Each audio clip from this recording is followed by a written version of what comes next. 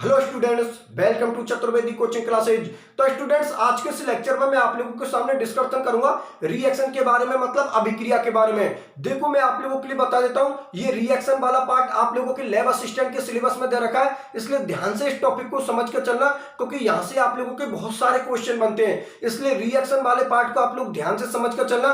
मैं रिएक्शन को बिल्कुल जीरो लेवल से पढ़ाऊंगा, बिल्कुल बेसिक से पढ़ाऊंगा, जिससे कि हर टॉपिक आप लोगों का क्लियर हो और हर टॉपिक का आप लोगों का कॉन्सेप्ट क्लियर हो। ठीक है ना। यहां पर मैं आप लोगों के लिए रिएक्शन की डेफिनेशन बताऊंगा, रिएक्शन कितने प्रकार की होती है, कौन कौन सी रिएक्शन हम लोगों के सिलेबस में दे रखी है। ठीक है ना। रिएक्शन की मैकेनिज्म क्या है, इन सभी टॉपिकों के बारे में आप लोगों के सामने डिस्कशन करूंगा। तो देखो, सबसे पहले मैं रिएक्शन को एक्सप्लेन करने के लिए आप लोगों के सामने एक एग्जांपल ले रहा हूं, उस एक एग्जांपल से हम रिएक्शन को समझते हैं। तो देखो, मैं यहां पर एक कॉमन एग्जांपल ले रहा हूं आप लोगों के लिए। यहां पर मैं ले लेता हूं आप लोगों के लिए ए बी। ठीक है ना। यहां पर मैंने किसको ले लिया, ए बी को।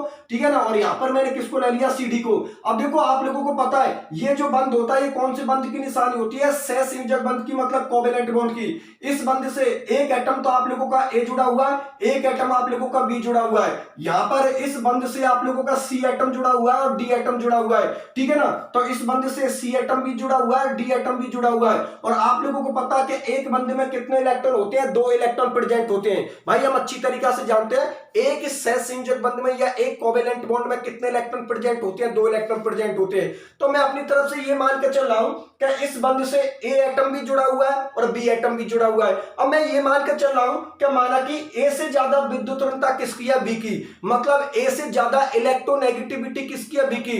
तो आप लोग अच्छी तरीके से जानते हो कि जिसकी विद्युत ऋणता ज्यादा होती है, जिसकी इलेक्ट्रोनेगेटिविटी ज्यादा होती है, वो बंद के इलेक्ट्रॉनों को अपनी ओर ले लेता है। तो उस पर तो कौन सा चार्ज आता था, नेगेटिव चार्ज। और जिससे बॉन्ड के इलेक्ट्रॉन गए हैं उस पर कौन सा चार्ज आ जाता है, पॉजिटिव चार्ज। तो मैं ये मानकर चल रहा हूं कि ए से ज्यादा विद्युत ऋणता किसकी है, बी की।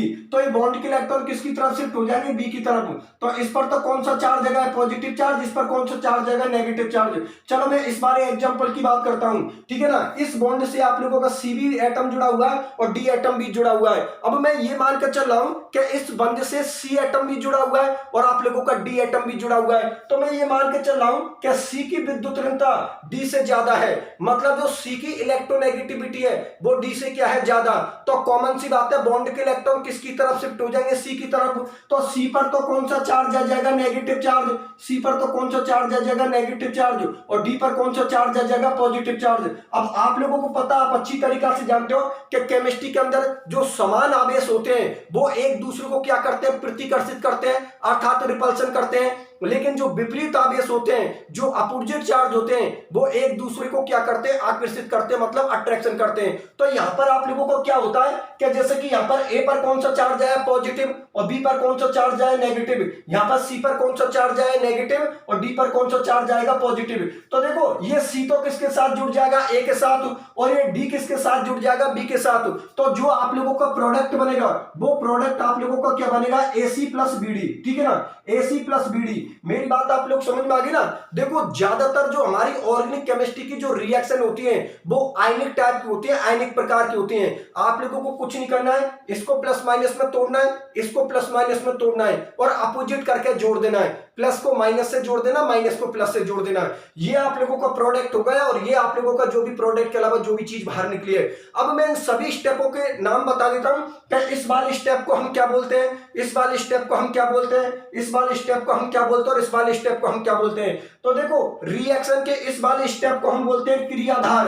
रिएक्शन के इस वाले स्टेप को हम क्या बोलते हैं, क्रियाधार। इंग्लिश में इसको हम क्या बोलते हैं, सबस्ट्रेट। इंग्लिश में इसको हम क्या बोलते हैं, सबस्ट्रेट। इस वाले स्टेप को हम बोलते हैं अभिकर्मक। इस वाले स्टेप को हम क्या बोलते हैं, अभिकर्मक। इंग्लिश में इसको हम क्या बोलते हैं, रिएजेंट। ठीक है ना, रिएजेंट। और इन दोनों को मिलाकर हम क्या बोलते हैं, क्रियाकारक। इन दोनों को मिलाकर हम लोग क्या बोलते हैं, क्रियाकारक। इंग्लिश में इसको हम क्या बोलते हैं, रिएक्टेंट। मेरी बात आप लोग समझ में आ गई ना। देखो, एक बार फिर से मैं आप लोगों के लिए बता देता हूं। इधर देखिए बोर्ड की तरफ। देखो, रिएक्शन के इस वाले स्टेप को हम क्या बोलते हैं, क्रियाधार बोलते हैं, मतलब सबस्ट्रेट बोलते हैं। इस वाले स्टेप को हम क्या बोलते हैं, अभिकर्मक बोलते हैं, अर्थात रिएजेंट बोलते हैं। और इन दोनों को मिलाकर हम लोग क्या बोलते हैं, क्रियाकारक बोलते हैं, अर्थात रिएक्टेंट बोलते हैं। तो क्रियाधार और अब अभिकर्मक आपस में रिएक्शन करके किसका फॉर्मेशन करते हैं, प्रोडक्ट का फॉर्मेशन करते हैं। और ये प्रोडक्ट के अलावा जो भी एक्स वाई जेड चीज आप लोगों की बाहर निकलती है, तो यहाँ पर ये आप लोगों का कौन हो गया, प्रोडक्ट हो गया, ठीक है ना। ये आप लोगों का कौन हो गया, प्रोडक्ट। और ये प्रोडक्ट के अलावा कोई भी एक्स वाई जेड चीज आप लोगों की जो बाहर निकलेगी, ठीक है ना, ये तो आप लोगों को कौन हो गया, प्रोडक्ट हो गया। और ये प्रोडक्ट के अलावा जो भी एक्स वाई जेड चीज आप लोगों की बाहर निकलेगी। मेरी बात आप लोग समझ में आ गई ना। अब देखो एक बात आप हमेशा ध्यान में रखना, क्या इस क्रियाधार की, इस सबस्ट्रेट की एक रिएक्शन के अंदर रिएक्टिविटी या क्रियाशीलता क्या होती है, कम होती है। और इस अभिकर्मक की या रिएजेंट की क्रियाशीलता, रिएक्टिविटी क्या होती है, ज्यादा होती है। इसका मतलब ये हुआ कि क्रियाधार कभी भी अभिकर्मक से रिएक्शन करने नहीं जाता, ये अभिकर्मक रिएक्शन करने जाता किससे, क्रियाधार से। इसलिए क्रियाधार की कंपेयर में ये जो अभिकर्मक होता है इसकी रिएक्टिविटी क्या होती है, ज्यादा होती है। और ये अभिकर्मक भी आप लोगों का दो प्रकार का होता है, एक तो आप लोगों का इलेक्ट्रोफाइल होता है और एक आप लोगों का न्यूक्लियोफाइल होता है। एक बार मैं फिर से आप लोगों के लिए बता देता हूं, ये अभिकर्मक आप लोगों का दो प्रकार का होता है, एक तो आप लोगों का इलेक्ट्रोफाइल होता है और एक आप लोगों का न्यूक्लियोफाइल होता है। इलेक्ट्रोफाइल पर पॉजिटिव चार्ज होता है, मतलब इलेक्ट्रॉनों की कमी होती है, और न्यूक्लियोफाइल के पास में इलेक्ट्रॉनों की अधिकता होती है, तो उस पर कौन सा चार्ज होता है, नेगेटिव चार्ज। ये इलेक्ट्रोफाइल और न्यूक्लियोफाइल आप लोगों के लेवल असिस्टेंट के सिलेबस में दे रखी है, तो इनका डिस्कशन मैं आगे आने वाले लेक्चरों में करूंगा, क्योंकि ये इलेक्ट्रोफाइल और न्यूक्लियोफाइल आप लोगों के लेवल असिस्टेंट के सिलेबस में दे रखी है। तो आगे जाके आगे आने वाले लेक्चरों में मैं अभिकर्मक के बारे में या जो इलेक्ट्रोफाइल न्यूक्लियोफाइल इनके बारे में मैं आप लोगों के सामने डिस्कशन करूंगा। पहले तो ये बात बताओ, ये बात आप लोगों को अच्छी तरीके से समझ में आ गई ना, क्या क्रियाधार और अभिकर्मक आपस में रिएक्शन करके किसका फॉर्मेशन करते हैं, प्रोडक्ट का फॉर्मेशन करते हैं। अब देखो यहां पर एक बात आप ध्यान में रखना, यहां पर ए किसके साथ जुड़ा हुआ है, बी के साथ, और सी किसके साथ जुड़ा हुआ है, डी के साथ।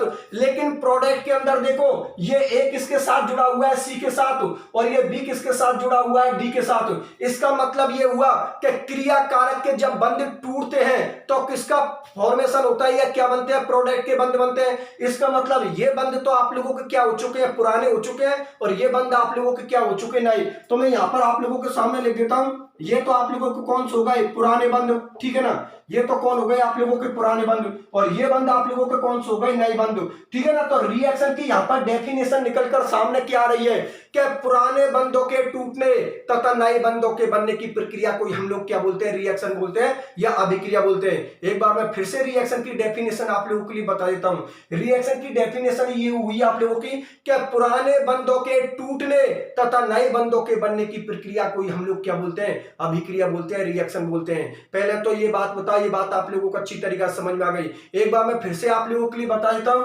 रिएक्शन के इस वाले स्टेप को हम क्या बोलते हैं, क्रियाधार, इस वाले स्टेप को हम क्या बोलते हैं, अभिकर्मक। ये दोनों आपस में जब रिएक्शन करते हैं तो किसका फॉर्मेशन होता है, प्रोडक्ट का फॉर्मेशन होता है। और प्रोडक्ट के अलावा जो भी एक्स वाई जेड चीज जो प्रोडक्ट के अलावा बाहर निकलते हैं उसको हम अदर के रूप में शो कर देते हैं। ये क्रियाधार और अभिकर्मक, इन दोनों को मिलाकर हम लोग क्या बोलते हैं, क्रियाकारक, जिसको आप लोग क्या बोलते हो, रिएक्टेंट बोलते हो। और मैं आप लोगों से क्या बात बोल रहा हूं कि एक रिएक्शन में क्रियाधार की रिएक्टिविटी कम होती है और इस अभिकर्मक की या रिएजेंट की रिएक्टिविटी क्या होती है, ज्यादा होती है।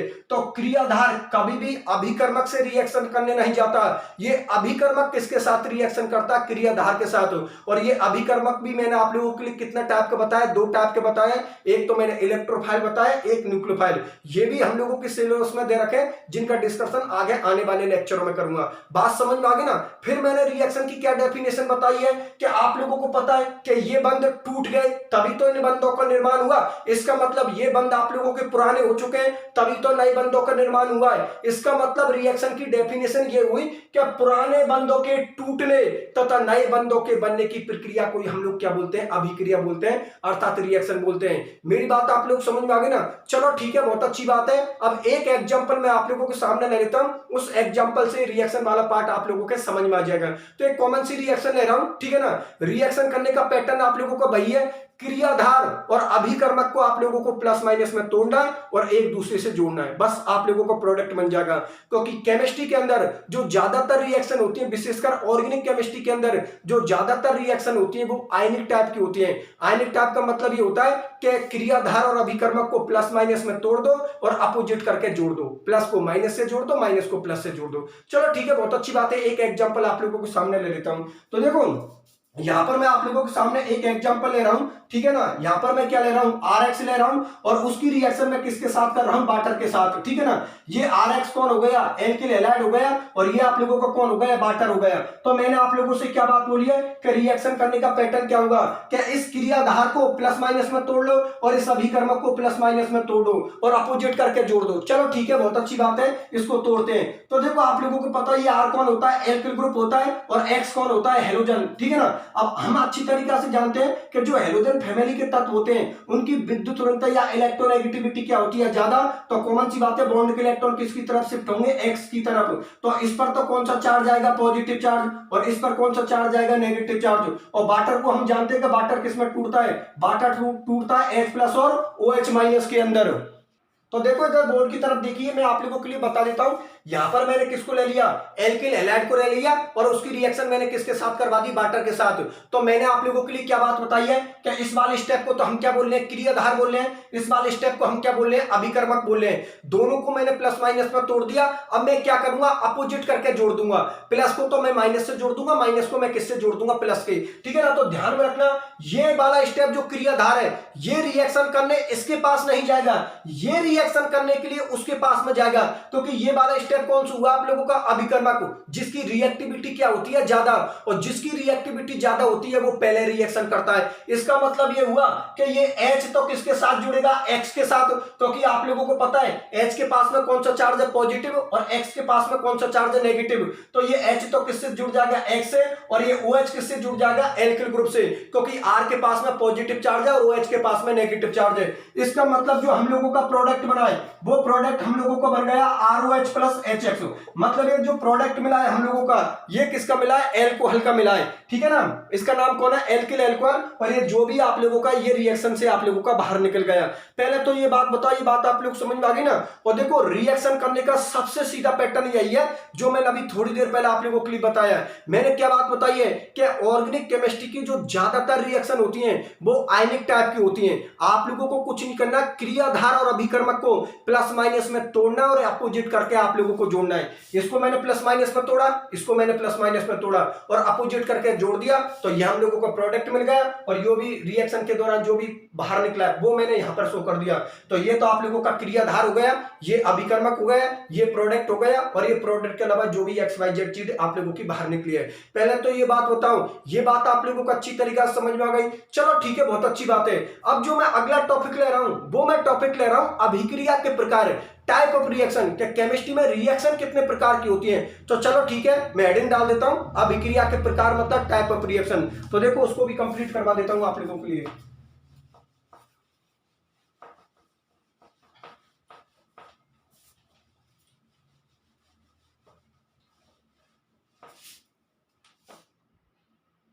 तो देखो मैं आप लोगों के लिए हेडिंग डाल देता हूं, अभिक्रिया के प्रकार, ठीक है ना।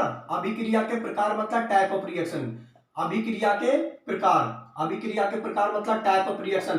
तो देखो केमिस्ट्री में रिएक्शन दो प्रकार की होती हैं। एक तो होती है आप लोगों की रासायनिक अभिक्रिया, ठीक है ना। एक तो कौन सी होती है आप लोगों की रासायनिक अभिक्रिया, रासायनिक अभिक्रिया मतलब केमिकल रिएक्शन, रासायनिक अभिक्रिया मतलब केमिकल रिएक्शन, ठीक है ना। और एक होती है आप लोगों की नाभिकीय अभिक्रिया मतलब न्यूक्लियर रिएक्शन, नाभिकीय अभिक्रिया मतलब न्यूक्लियर रिएक्शन। तो देखो इधर बोर्ड की तरफ देखिए, एक बार फिर से मैं आप लोगों के लिए बता देता हूं, केमिस्ट्री के अंदर रिएक्शन कितने प्रकार की होती है, दो प्रकार की होती है। एक तो आप लोगों की रासायनिक अभिक्रिया होती है अर्थात केमिकल रिएक्शन होती है, और एक आप लोगों की नाभिकीय अभिक्रिया होती है अर्थात न्यूक्लियर रिएक्शन होती है। तो देखो मैं आप लोगों के लिए बता देता हूं, ये रासायनिक अभिक्रिया अर्थात ये केमिकल रिएक्शन आप लोगों के लैब असिस्टेंट के सिलेबस में दे रखी है, लेकिन ये नाभिकीय अभिक्रिया आप लोगों के लैब असिस्टेंट के सिलेबस में नहीं दे रखी है। इसलिए इस यूनिट में जो मैं डिस्कशन करूंगा वो मैं डिस्कशन करूंगा रासायनिक अभिक्रियाओं के बारे में मतलब केमिकल रिएक्शनों के बारे में। मेरी बात आप लोग समझ में आ गई ना कि केमिस्ट्री में रिएक्शन कितने प्रकार की होती है, दो प्रकार की होती है। एक तो रासायनिक अभिक्रिया होती है, एक नाभिकीय अभिक्रिया होती है। मतलब एक तो केमिकल रिएक्शन होती है और एक न्यूक्लियर रिएक्शन होती है। लेकिन ये केमिकल रिएक्शन हम लोगों के सिलेबस में दे रखी है और नाभिकीय अभिक्रिया अर्थात न्यूक्लियर रिएक्शन हम लोगों के सिलेबस में नहीं दे रखी है। इसलिए जो हम डिस्कशन करेंगे वो हम डिस्कशन किसके बारे में करेंगे, रासायनिक अभिक्रियाओं के बारे में मतलब केमिकल रिएक्शनों के बारे में। तो देखो ध्यान से समझना, इन दोनों की मैं आप लोगों के लिए डेफिनेशन बता देता हूं कि रासायनिक अभिक्रियाओं की क्या डेफिनेशन होती है और नाभिकीय अभिक्रियाओं की क्या डेफिनेशन होती है। तो देखो, इनकी डेफिनेशन बताने से पहले मैं आप लोगों के लिए परमाणु संरचना बता देता हूं, क्योंकि परमाणु संरचना को समझने के बाद ही इन दोनों की डेफिनेशन निकलकर सामने आएंगी। ठीक है, तो परमाणु संरचना खूब आप लोगों ने 11 12 में बहुत अच्छी तरीके से आप लोगों ने पढ़ी है सारी चीजें। परमाणु संरचना के अंदर कौन होता है, बीच में कौन होती है, नाभिक होती है। नाभिक में कौन होते हैं, न्यूट्रॉन और प्रोटॉन होते हैं। और नाभिक के चारों कोष होते हैं, सेल होते हैं, जिनमें कौन चक्कर लगाते हैं, इलेक्ट्रॉन चक्कर लगाते हैं। आप सभी चीजों को अच्छी तरीके से जानते हो। ये कौन होता है, नाभिक होता है। ठीक है ना, ये तो कौन होता है, नाभिक होता है। एक परमाणु संरचना में जो सेंटर पॉइंट होता है वो कौन होता है, नाभिक होता है, जिसमें न्यूट्रॉन और प्रोटॉन होते हैं। ये कोष होते हैं, ये सेल होते हैं, जिनमें कौन चक्कर लगाते हैं, इलेक्ट्रॉन चक्कर लगाते हैं। ठीक है ना, ये कोष होते हैं जिनमें कौन चक्कर लगाते हैं, आप लोगों के इलेक्ट्रॉन चक्कर लगाते हैं। मेरी बात आप लोग समझ में आ गई ना। अब देखो, सुनो मेरी बात ध्यान से कि अब मैं दोनों की डेफिनेशन बता रहा हूं। मैं रासायनिक अभिक्रियाओं की भी डेफिनेशन बता रहा हूं और मैं नाभिकीय अभिक्रियाओं की भी डेफिनेशन बता रहा हूं। पहले तो लिख देता हूं चित्र। ये चित्र किसका हो गया, परमाणु संरचना मतलब एटॉमिक स्ट्रक्चर। परमाणु संरचना मतलब एटॉमिक स्ट्रक्चर। अब देखो, दोनों की डेफिनेशन को ध्यान से समझना। रासायनिक अभिक्रियाओं की डेफिनेशन को भी बता रहा हूं और नाभिकीय अभिक्रियाओं की भी डेफिनेशन को बता रहा हूं। तो देखो, रासायनिक अभिक्रिया उनको बोलते हैं जिनमें इलेक्ट्रॉन भाग लेते हैं। बे अभिक्रिया, बे रिएक्शन जिनमें इलेक्ट्रॉन भाग लेते हैं, उनको हम क्या बोलते हैं, रासायनिक अभिक्रिया। और केमिस्ट्री में जो ज्यादातर रिएक्शन होती हैं वो रासायनिक अभिक्रिया ही होती है, अर्थात केमिकल रिएक्शन ही होती हैं। इसलिए बे रिएक्शन जिनमें इलेक्ट्रॉन भाग लेते हैं उनको हम क्या बोलते हैं, रासायनिक अभिक्रिया। ठीक है ना, उनको हम क्या बोलते हैं, रासायनिक अभिक्रिया अर्थात केमिकल रिएक्शन। और नाभिकीय अभिक्रियाओं के तो नाम से क्लियर हो रहा है। नाभिकीय अभिक्रिया, वे अभिक्रिया जिनमें नाभिक या न्यूट्रॉन प्रोटॉन भाग लेते हैं, उन अभिक्रियाओं को हम क्या बोलते हैं, नाभिकीय अभिक्रिया, न्यूक्लियर रिएक्शन। बात समझ में आ गई ना। जैसे कि नाभिकीय अभिक्रिया के तो नाम से पता लग रहा है, नाभिकीय अभिक्रिया, न्यूक्लियर रिएक्शन। वे अभिक्रिया जिनमें नाभिक, या ऐसे भी बोल सकता हूं जिनमें न्यूट्रॉन प्रोटॉन भाग ले रहे हैं, ऐसी अभिक्रिया को हम क्या बोलते हैं, नाभिकीय अभिक्रिया। मेरी बात आप लोग समझ में आ गई ना। नाभिकीय अभिक्रिया, नाभिकीय अभिक्रिया जिनमें नाभिक या न्यूट्रॉन प्रोटॉन भाग लेते हैं। पहले तो ये बात बताइए, बात आप लोग समझ में आ गई ना कि बे अभिक्रिया जिनमें इलेक्ट्रॉन भाग लेते हैं उनको रासायनिक अभिक्रिया अर्थात केमिकल रिएक्शन बोलते हैं। और बे अभिक्रिया जिनमें नाभिक या न्यूट्रॉन प्रोटॉन भाग लेते हैं, ऐसी अभिक्रियाओं को हम क्या बोलते हैं, नाभिकीय अभिक्रिया अर्थात न्यूक्लियर रिएक्शन। लेकिन नाभिकीय अभिक्रिया तो लैब असिस्टेंट के सिलेबस में देनी रख रही है। ठीक है ना, रासायनिक अभिक्रिया आप लोगों की लैब असिस्टेंट के सिलेबस में दे रखी है। तो मैं रासायनिक अभिक्रिया के बारे में ही मैं आप लोगों के सामने डिस्कशन करूंगा। अब सुनो, रासायनिक अभिक्रिया केमिस्ट्री में कितने प्रकार की होती है, 4 प्रकार की, जो आप लोगों ने खूब सुनी होंगी। एक तो कौन होती है, प्रतिस्थापन अभिक्रिया अर्थात सब्स्टिट्यूशन रिएक्शन। एक कौन सी होती है, योगात्मक अभिक्रिया अर्थात एडिशन रिएक्शन। एक कौन सी होती है, विलोपन अभिक्रिया अर्थात एलिमिनेशन रिएक्शन। और एक कौन होती है, पुनर्विन्यास अभिक्रिया अर्थात रीअरेंजमेंट रिएक्शन। ठीक है ना, तो मैं अब हेडिंग डाल देता हूं आप लोगों के लिए, रासायनिक अभिक्रियाओं के प्रकार। ठीक है ना, हेडिंग डाल रहा हूं, रासायनिक अभिक्रियाओं के प्रकार। और कितने प्रकार की होती है, 4 प्रकार की, जिनके अभी नाम लिए और मैं बोर्ड पर और लिख दूंगा आप लोगों के लिए। ठीक है, तो देखिए अगली हेडिंग डाल देता हूं मैं आप लोगों के लिए, रासायनिक अभिक्रियाओं के प्रकार। रासायनिक अभिक्रियाओं के प्रकार।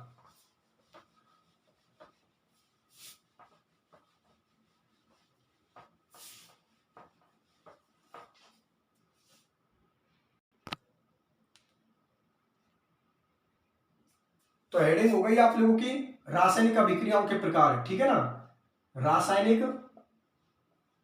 रासायनिक अभिक्रियाओं के रासायनिक अभिक्रियाओं के प्रकार मतलब टाइप ऑफ केमिकल रिएक्शन। तो देखो, जो रासायनिक अभिक्रिया होती है अर्थात जो केमिकल रिएक्शन होती है वो 4 प्रकार की होती है। मैं चारों के आप लोगों के लिए नाम लिख रहा हूं। पहली होती है आप लोगों की प्रतिस्थापन अभिक्रिया। प्रतिस्थापन अभिक्रिया, इंग्लिश में इसको हम क्या बोलते हैं, सब्स्टिट्यूशन रिएक्शन। इंग्लिश में इसको हम क्या बोलते हैं, सब्स्टिट्यूशन रिएक्शन। दूसरी होती है आप लोगों की योगात्मक अभिक्रिया। दूसरी कौन सी होती है आप लोगों की, योगात्मक अभिक्रिया। इंग्लिश में इसको हम बोलते हैं एडिशन रिएक्शन। तीसरी होती है आप लोगों की विलोपन अभिक्रिया। तीसरी नंबर की कौन सी होती है आप लोगों की, विलोपन अभिक्रिया, जिसको हम इंग्लिश में बोलते हैं एलिमिनेशन रिएक्शन। और जो चौथे नंबर की रिएक्शन होती है वो होती है आप लोगों की पुनर्विन्यास अभिक्रिया। ठीक है ना, पुनर्विन्यास अभिक्रिया अर्थात रीअरेंजमेंट रिएक्शन। बात समझ में आ गई ना। एक बार मैं फिर से आप लोगों के लिए बता देता हूं कि केमिस्ट्री के अंदर जो रासायनिक अभिक्रिया होती हैं वो कितने प्रकार की होती हैं, 4 प्रकार की होती हैं। चारों प्रकारों को आप लोगों के सामने लिख दिया और ये चारों प्रकार, चारों टाइप आप लोगों के लैब असिस्टेंट के सिलेबस में दे रखी है, तो इनका मैं बिल्कुल डिटेल से डिस्कशन करूंगा। रासायनिक अभिक्रिया कितने प्रकार की हो गई, 4 प्रकार की हो गई। एक तो प्रतिस्थापन अभिक्रिया हो गई अर्थात सब्स्टिट्यूशन रिएक्शन हो गई। एक आप लोगों की योगात्मक अभिक्रिया हो गई अर्थात एडिशन रिएक्शन हो गई। एक आप लोगों की विलोपन अभिक्रिया हो गई अर्थात एलिमिनेशन रिएक्शन हो गई। और एक आप लोगों की पुनर्विन्यास अभिक्रिया हो गई अर्थात ये रीअरेंजमेंट रिएक्शन हो गई। ठीक है ना। तो ये चारों रिएक्शन लैब असिस्टेंट के सिलेबस में दे रखी है, तो आगे आने वाले लेक्चरों में मैं इनका बिल्कुल आप लोगों के सामने डिटेल से डिस्कशन करूंगा। अभी तो बस आप लोगों को इतना ध्यान में रखना कि जो रासायनिक अभिक्रिया होती हैं, जो केमिकल रिएक्शन होती हैं, वो कितने प्रकार की होती हैं, 4 प्रकार की। और अभी आप लोगों के लिए क्या बात बताइए कि जो रासायनिक अभिक्रिया होती हैं, जो केमिकल रिएक्शन होती है, उनमें कौन भाग लेते हैं, इलेक्ट्रॉन भाग लेते हैं। तो ये सारी चीजें आप लोगों को पता होनी चाहिए, क्योंकि ये सभी चीज आप लोगों की छोटी छोटी और बेसिक चीजें हैं। इन्हीं चीजों से आप लोगों की सब्जेक्ट मजबूत होती है, इसलिए एक एक चीज को गौर से आप लोग समझते चलो। ठीक है ना। और प्रत्येक चीज का कॉन्सेप्ट ध्यान में रखो। अगर ऐसा हो रहा है तो ऐसा क्यों हो रहा है, और ऐसा नहीं हो रहा है तो ऐसा क्यों नहीं हो रहा है। इन सारी चीजों का आप लोगों को पता होना चाहिए, तब जाकर आप लोगों की सब्जेक्ट बहुत अच्छी होगी। बात समझ में आ गई ना। तो ये बात आप लोग समझ में आ गई ना कि रासायनिक अभिक्रिया कितने प्रकार की होती हैं, 4 प्रकार की होती हैं।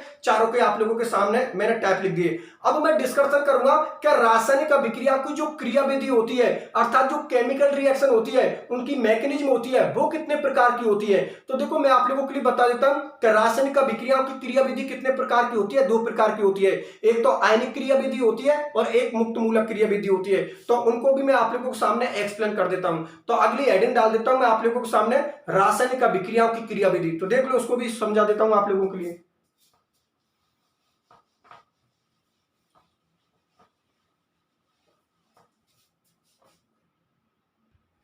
अगली हेडिंग हो गई आप लोगों की रासायनिक अभिक्रियाओं की क्रियाविधि। ठीक है ना। रासायनिक अभिक्रियाओं की क्रियाविधि, रासायनिक अभिक्रियाओं की क्रियाविधि मतलब जो केमिकल रिएक्शन होती है उनकी मैकेनिज्म के बारे में हम लोग डिस्कशन करेंगे कि जो केमिकल रिएक्शन होती है उनकी मैकेनिज्म कितने प्रकार की होती है। तो देखो, जो रासायनिक अभिक्रिया होती है उनकी जो क्रियाविधि होती है वो 2 प्रकार की होती है। एक तो आयनिक क्रियाविधि होती है, मतलब आयनिक मैकेनिज्म होती है। आयनिक क्रियाविधि होती है मतलब आयनिक मैकेनिज्म होती है। और एक आप लोगों की होती है मुक्त मूलक क्रियाविधि। ठीक है ना। एक कौन सी होती है आप लोगों की, मुक्त मूलक क्रियाविधि मतलब फ्री रेडिकल मैकेनिज्म। देखो बोर्ड की तरफ देखिए, मैं आप लोगों के लिए बता देता हूं कि जो रासायनिक अभिक्रिया होती है अर्थात जो केमिकल रिएक्शन होती है उनकी क्रियाविधि 2 प्रकार की होती है। एक तो आयनिक क्रियाविधि मतलब आयनिक मैकेनिज्म होती है, और एक मुक्त मूलक क्रियाविधि होती है मतलब फ्री रेडिकल मैकेनिज्म होती है। तो सबसे पहले जो मैं डिस्कशन करूंगा वो मैं डिस्कशन करूंगा आयनिक क्रियाविधि के बारे में कि आयनिक क्रियाविधि कैसे होती है। तो देखो मैं आप लोगों को सामने शो कर देता हूं। अभी डिस्कशन करूंगा मुक्त मूलक के बारे में। पहले मैं किसके बारे में एक्सप्लेन कर देता हूं, आयनिक क्रियाविधि। क्या आयनिक क्रियाविधि किस तरीके से होती है। तो देखो नाम से ही पता लग रहा है आयनिक क्रियाविधि। ठीक है ना। आयनिक मैकेनिज्म, तो इसके अंदर क्या होते हैं, आयन बनते हैं। और आप लोगों को पता आयन 2 होते हैं, एक तो प्लस होता है और एक माइनस होता है। अगर कार्बन पर पॉजिटिव चार्ज आ रहा है तो उसको हम क्या बोलते हैं, कार्बोकैटायन। और अगर कार्बन पर नेगेटिव चार्ज आ रहा है तो उसको हम क्या बोलते हैं, कार्बोनायन। तो इसको भी कॉमन सा एग्जांपल लेकर आप लोगों के लिए एक्सप्लेन कर देता हूं। जैसे कि मैं यहां पर एक कॉमन एग्जांपल ले लेता हूं। मैंने किसको ले लिया, ए और बी को ले लिया। इस बंध से ए एटम भी जुड़ा हुआ है, बी एटम भी जुड़ा हुआ है। मैं आप लोगों से ये बोल रहा हूं कि माना कि ए से ज्यादा विद्युत ऋणता किसकी है, बी की। तो कॉमन सी बात है, बॉन्ड के इलेक्ट्रॉन किसकी तरफ शिफ्ट हो जाएंगे, बी की तरफ। तो ए पर तो कौन सा चार्ज आ जाएगा, पॉजिटिव चार्ज, और बी पर कौन सा चार्ज आ जाएगा, नेगेटिव चार्ज। लेकिन आप लोगों का अगला क्वेश्चन ये हुआ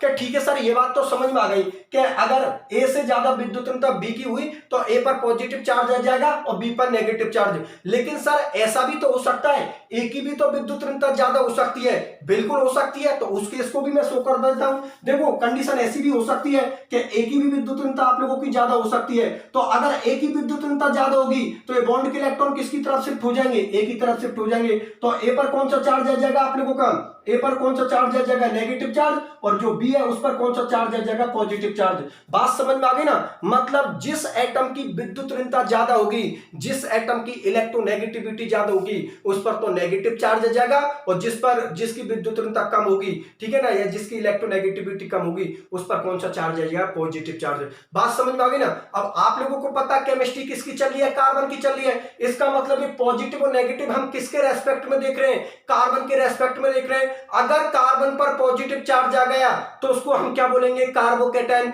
और अगर कार्बन पर नेगेटिव चार्ज आ गया तो उसको हम क्या बोलते हैं, कार्बोनाइन। लेकिन ध्यान में रखना, बंध से जुड़े दोनों एटमों की विद्युतता अलग अलग होनी चाहिए। भाई बंध से जुड़े दोनों एटमों की विद्युतता अलग अलग होगी तभी तो प्लस माइनस चार्ज आएंगे। बात समझ में आ गई ना। जैसे कि इस बंध से ए भी जुड़ा हुआ है, बी भी जुड़ा हुआ है, तो इन दोनों की विद्युतता में डिफरेंस है।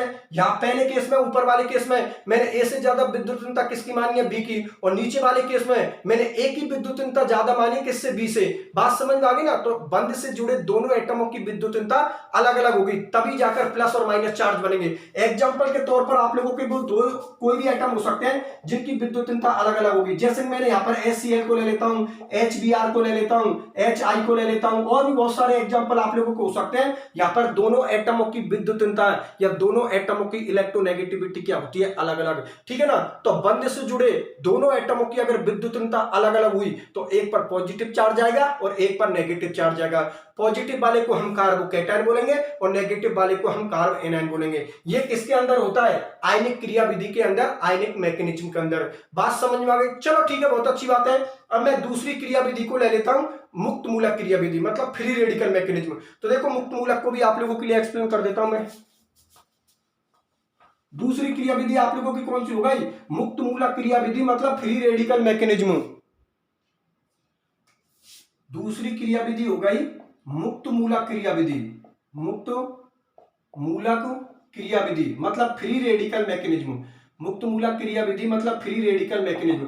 तो देखो मुक्त मूलक क्रियाविधि या फ्री रेडिकल मैकेनिज्म के अंदर क्या होता है कि बंध से जुड़े दोनों एटमों की विद्युतता या इलेक्ट्रोनेगेटिविटी क्या होती है, बराबर होती है। मैं केस को आप लोगों के सामने लिख देता हूं कि ये कोई भी बंध है आप लोगों का, मतलब कौन सा बंध है, सेसियोजक बंध है। एक बंध में कितने इलेक्ट्रॉन होते हैं, 2 इलेक्ट्रॉन होते हैं। यहां पर भी मैंने एक एटम ए को जोड़ दिया और यहां पर भी मैंने एक एटम ए को जोड़ दिया। अब आप लोगों को पता है कि बंध से जुड़े दोनों एटमों की विद्युतता क्या है, बराबर है। भाई आपको पता बंध से इधर भी ए जुड़ा हुआ है और इधर भी ए जुड़ा हुआ है, तो बंध से जुड़े दोनों परमाणु की विद्युतता क्या है, समान है। तो कोई सा भी बॉन्ड को नहीं तोड़ पाएगा, क्योंकि जितनी विद्युतता इसकी है उतनी ही विद्युतता इसकी है। तो कॉमन सी बात है, बॉन्ड के इलेक्ट्रॉनों को कोई नहीं तोड़ पाएगा। तो ऐसी कंडीशन में बंध के इलेक्ट्रॉनों का हमेशा क्या होता है, बंटवारा होता है। और जब बंध के इलेक्ट्रॉनों का बंटवारा होता है तो क्या बनते हैं, मुक्त मूलक बनते हैं, अर्थात फ्री रेडिकल बनते हैं, जिनकी रिएक्टिविटी बहुत ज्यादा होती है। तो इसके अंदर क्या होता है कि बंध से आप लोगों का ए एटम भी जुड़ा हुआ है और इधर भी ए एटम जुड़ा हुआ है। दोनों की विद्युतता बराबर हुई तो बंध के इलेक्ट्रॉनों का बंटवारा होगा। एक इलेक्ट्रॉन को लेकर ये सेपरेट हो जाएगा और एक इलेक्ट्रॉन को लेकर ये सेपरेट हो जाएगा। तो यहां पर आप लोगों के क्या बन जाएंगे, मुक्त मूलक बन जाएंगे, अर्थात फ्री रेडिकल बन जाएंगे। ये आप लोगों के कौन हो गए, फ्री रेडिकल, अर्थात ये कौन हो गए, आप लोगों के मुक्त मूलक हो गए, ठीक है ना, जिनकी रिएक्टिविटी बहुत ज्यादा होती है, ठीक है ना। इनके पास में सिंगल इलेक्ट्रॉन प्रेजेंट होता है और सिंगल इलेक्ट्रॉन प्रेजेंट होने की वजह से इनकी जो रिएक्टिविटी होती है वो क्या होती है, ज्यादा होती है। और इनकी जो प्रकृति होती है वो क्या होती है, अनुचुंबकीय होती है, अर्थात पैरामैग्नेटिक होती है। क्योंकि हम अच्छी तरीके से जानते हैं कि जो अकेला इलेक्ट्रॉन होता है, जो सिंगल इलेक्ट्रॉन होता है, उसको हम क्या बोलते हैं, अयुग्मित इलेक्ट्रॉन, अनपेड इलेक्ट्रॉन। और किसी भी स्पीसीज के पास में अगर अयुग्मित इलेक्ट्रॉन प्रेजेंट है, अनपेड इलेक्ट्रॉन प्रेजेंट है, तो उसकी प्रकृति क्या होती है, अनुचुंबकीय, अर्थात पैरामैग्नेटिक। बात मेरी आप लोग समझ में आ गई ना। तो ये बात आप लोग समझ में आ गई कि अगर बंध से जुड़े दोनों एटमों की अगर विद्युतता बराबर हुई तो बनने वाली स्पीसीज को हम क्या बोलते हैं, मुक्त मूलक बोलते हैं, फ्री रेडिकल बोलते हैं, क्योंकि बंध के इलेक्ट्रॉनों का उस कंडीशन में क्या होता है, बंटवारा होता है। बात समझ में आ गई। चलो ठीक है, इसके भी मैं कुछ एग्जांपल ले लेता हूं। एग्जाम्पल के तौर पर आप लोगों के यहाँ पर हो सकते हैं, जैसे H2 हो सकता है, ठीक है ना, Cl2 हो सकता है, Br2 हो सकता है, I2 हो सकता है, और भी बहुत सारे एग्जाम्पल हो सकते हैं जिनमें बंध से जुड़े दोनों एटमों की विद्युतता बराबर है। बात समझ में आ गई ना। तो ये आप लोगों की होती है मुक्त मूलक क्रियाविधि, मतलब फ्री रेडिकल मैकेनिज्म। बात समझ में आ गई ना। एक बार मैं फिर से आप लोगों के लिए बता देता हूं, रासायनिक अभिक्रिया आप लोगों के सिलेबस में दे रखी है। तो रासायनिक अभिक्रियाओं की जो क्रियाविधि होती है, जो केमिकल रिएक्शन है, उनकी जो मैकेनिज्म होती है, वो कितने प्रकार की होती है? दो प्रकार की। एक तो आयनिक क्रिया विधि होती है और एक मुक्त मूलक क्रिया विधि होती है। मतलब एक तो आयनिक मैकेनिज्म होती है और एक फ्री रेडिकल मैकेनिज्म होती है। आयनिक क्रिया विधि के अंदर बंध से जुड़े दोनों एटमों की विद्युतीयता क्या होगी? अलग अलग होगी। तो एक पर तो पॉजिटिव आएगा, एक पर नेगेटिव आएगा। पॉजिटिव जिसके पास में आएगा उसको हम कार्बोकैटायन बोलेंगे और नेगेटिव जिसके पास में आएगा उसको हम कार्ब एनायन बोलेंगे। लेकिन फ्री रेडिकल मैकेनिज्म के अंदर क्या होता है कि बंध से जुड़े दोनों एटमों की विद्युतीयता क्या होती है? बराबर होती है। तो उस कंडीशन में बंध के इलेक्ट्रॉनों का बंटवारा होता है और दोनों एटम एक एक इलेक्ट्रॉन लेकर सेपरेट हो जाते हैं और बनने वाली स्पीशीज को हम क्या बोलेंगे? मुक्त मूलक बोलते हैं, अर्थात फ्री रेडिकल बोलते हैं। बात समझ में आ गई ना? तो ये टॉपिक आप लोगों का बिल्कुल कंप्लीट होता है, ठीक है ना? तो आज के लेक्चर को मैं यहीं तक रखता हूं। आज के लेक्चर में मैंने आप लोगों के लिए रिएक्शन की डेफिनेशन बता दी, रिएक्शन का जितना भी बेसिक था वो पूरा मैंने बेसिक बता दिया। रिएक्शन कितने प्रकार की होती है वो मैंने आप लोगों के लिए बता दी। रासायनिक अभिक्रिया कितने प्रकार की होती है उसको भी मैंने आप लोगों के लिए बता दिया और रासायनिक अभिक्रियाओं की क्रिया विधि कितने प्रकार की होती है वो भी मैंने आप लोगों के लिए बता दिया। बात समझ में आ गई ना? अब आगे आने वाले लेक्चरों में आगे आने वाले टॉपिकों का डिस्कशन करेंगे, ठीक है स्टूडेंट्स? फिर आज के लेक्चर को मैं यहीं तक रखता हूं, मिलते हैं अगले लेक्चर में। धन्यवाद।